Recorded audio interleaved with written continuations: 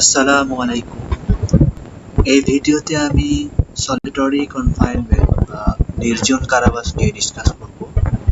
Penal code 1860 এর section 73 এবং 74 এ এই নির্জন কারাবাস নিয়ে ডিসকাস করা হয়েছে।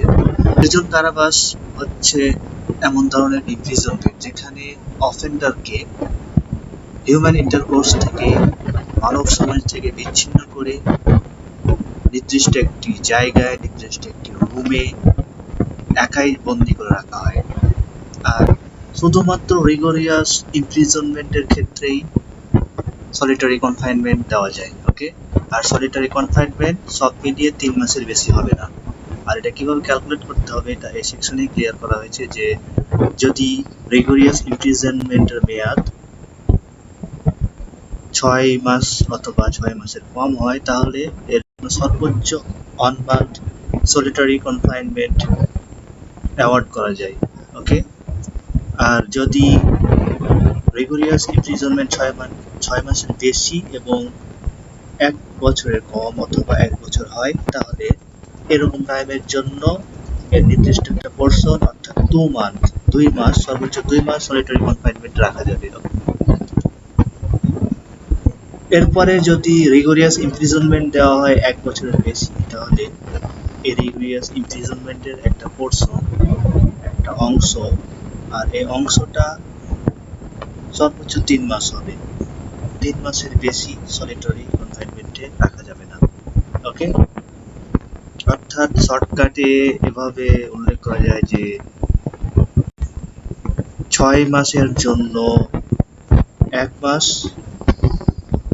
6 মাসের বেশি কিন্তু 1 বছরের কম এইরকম রিগোরিয়াস ইমপ্রিজনমেন্টের জন্য 2 মাস এবং 1 বছরের বেশি রিগোরিয়াস ইমপ্রিজনমেন্টের জন্য 3 মান্থ সলিটারি কনফাইনমেন্ট অ্যাওয়ার্ড করা যায়। আর এখানে বলা হচ্ছে যে not exceeding 3 month in whole, সব মিলিয়ে 3 মাসের বেশি হবে না। আর এই সেকশনে এই অংশে এটাই ক্লিয়ার করা হয়েছে যে 1 বছরের ওপরে যত দিনই হোক এটা 3 মাস, সর্বোচ্চ 3 মাস হবে, 3 মাসের বেশি হবে না। ওকে, 3 মাসের বেশি সলিটারি কনফাইনমেন্টে রাখা যাবে না। ওকে, then let's see next section 74. Section 74 এ বলা হয়েছে যে কোনো অফেন্ডারকে একটানা 14 দিনের বেশি সলিটারি কনফাইনমেন্টে আবদ্ধ করে রাখা যাবে না।